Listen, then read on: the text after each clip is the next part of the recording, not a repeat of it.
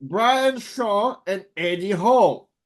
Yeah, I have. Listen, if this is what's required when it comes to getting new people, getting better eyes, more followers, more characters involved in arm wrestling in order to create the platform so that Devin or so that, Levon and Jerry can do their thing. I have no problem setting through this thing. I am personally a little concerned about the the guy that is winning being just uncoordinated enough to hurt himself. I just pray. I mean, I hope and pray that there's a script for these two guys and that this is not for real. And if it is for real, then I just pray that they both are healthy because I believe wholeheartedly that there are levels to arm wrestling. And I'm not saying that they haven't been in equal or greater arenas because they both have, right? I am just telling you personally, when you are engaging in a combat sport, when we are touching each other, there are emotions and there are risks that we have all taken in the most detrimental positions ever. We do not give up.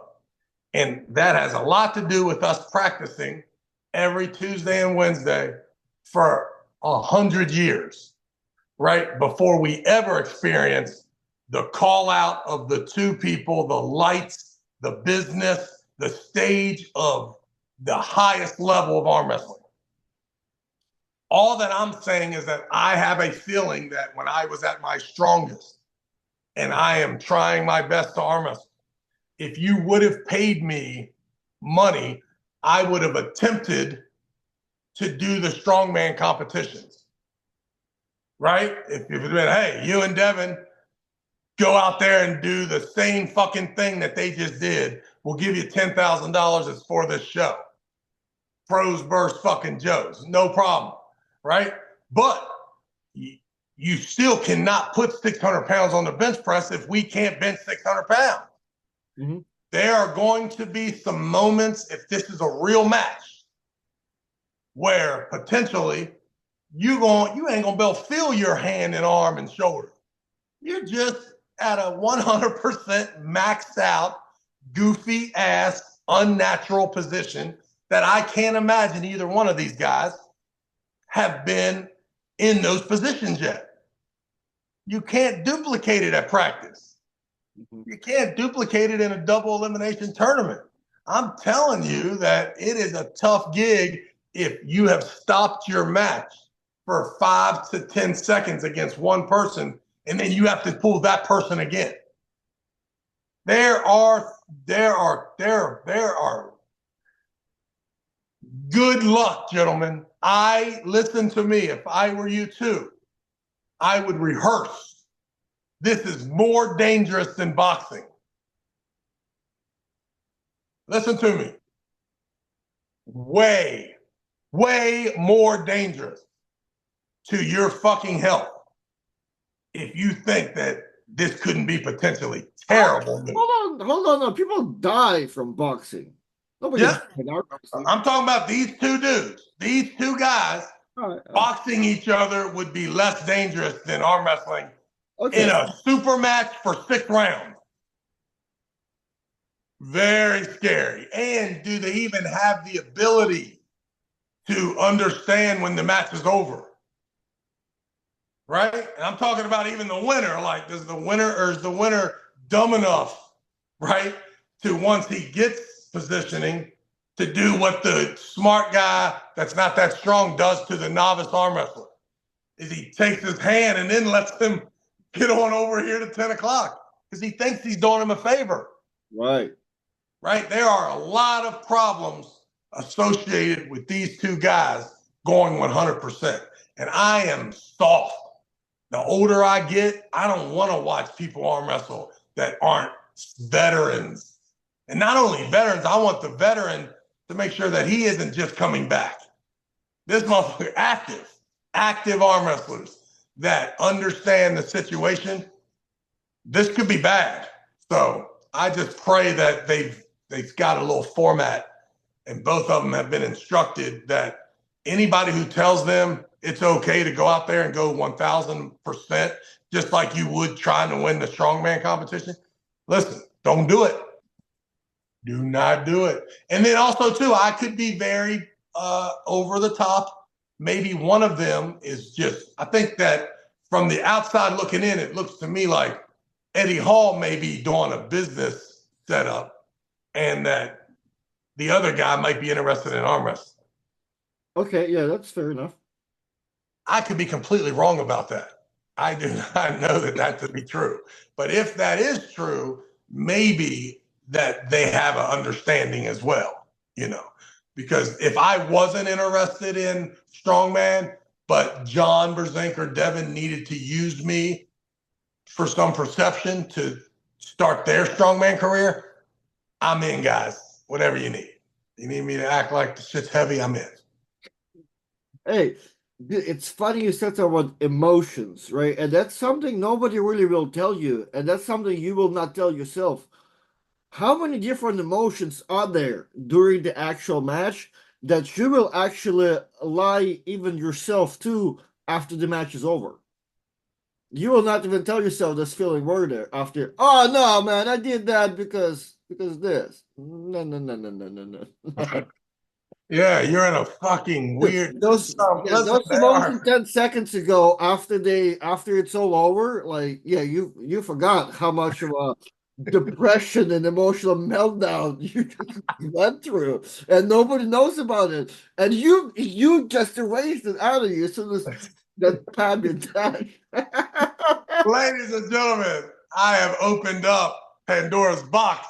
Your boy Artem has just admitted that he has had some serious interventions in the Dude, middle of these 5 rounds. there's some interventions with your soul. I Especially, mean, and I know exactly in all, listen, and all of the your, newer you are, the more the value they are to you, those interventions. listen, I have been involved in every single scenario possible when it comes to mental just retardation when it comes to what I am thinking about in the middle of these things, good and bad. Like it is unbelievable. I don't think that you were supposed to go back up with the same guy multiple times after he is your daddy. That was not the way the sport was designed. No one, listen, can you imagine if you were at the strongman competition? You went over there to deadlift, you like, but you couldn't get it. And then they'd be like, right after this commercial break, he'll try again. Oh, motherfucker, I'm not trying that again. It's over. It's over. I mean, like, nah, just try one more time. Like, you dove off a cliff, belly flopped, and they're like, don't worry, he's going to try it again. No. Yeah, it's like strongman competition going for like 2, 3 days, and like imagine the first guy that's out, he'll try it the third day. Like, no, no, no. They're like, listen, as soon as you get past this 1,000-pound deadlift, you can do the rest of the event. You'll have every day, 7 days. Every day you walk out there, boom, you're out. Next day, out. I mean, yeah. So yeah, Brian, yeah, they better. I just hope that I mean, someone had to tell them that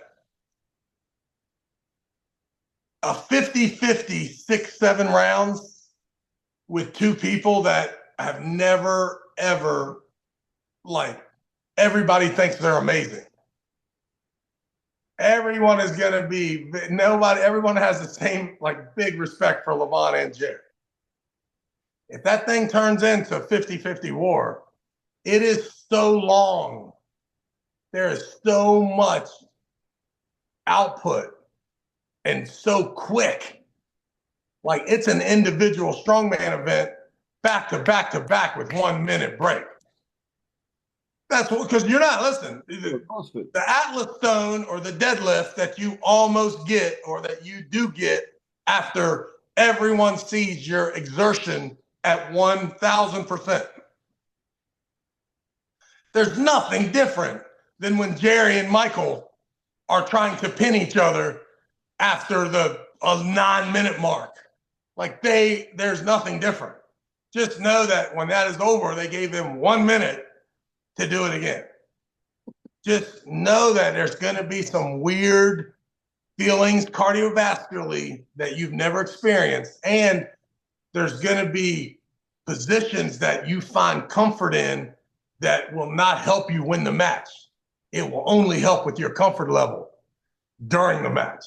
And all of that will make it impossible for you to pin, impossible for them to pin you. And listen, your brain is going to, all of a sudden, you'll become a presser. You don't even know what it means to press. But all of a sudden, there's some jackass in the crowd saying, stand up and push through, push through. Ah!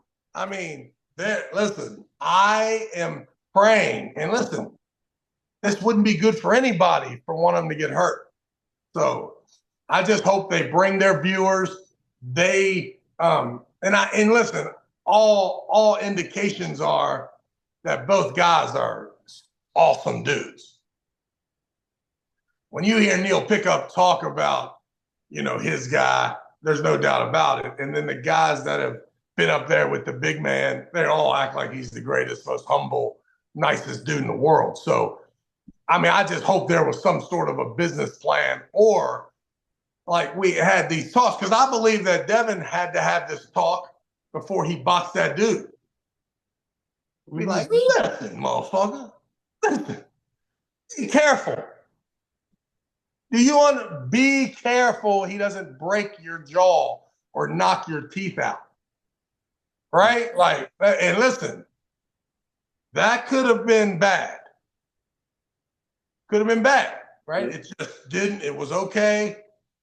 But that arm wrestling, I've seen arm wrestling matches that were more grueling than their boxing match. Right, I got you. Yeah. And even if you get knocked out, right? Getting knocked out's the equivalent of getting dads moved. You don't have to get dads moved 6 times in a boxing match. You just get it once. Yeah, that's it. Good enough. All right. I mean, you tell me some of those times ain't trash. Would you rather get knocked out once, or you go back up there for these next 4 rounds with a dude that you just felt you have no fucking chance in hell of beating? Probably go back and take the ass whoopings, all 4 of them. But I think about it. But I would really prefer you get knocked out. I got you. So yeah, I'm saying Brian Shaw's going to win, and that they've already got it worked out, and that the Beast is only taking the match because his buddy Brian Shaw called him and said, "Hey, this will help with my promotional situation. How much money does it take for you to come up here and take these ass whoopings?"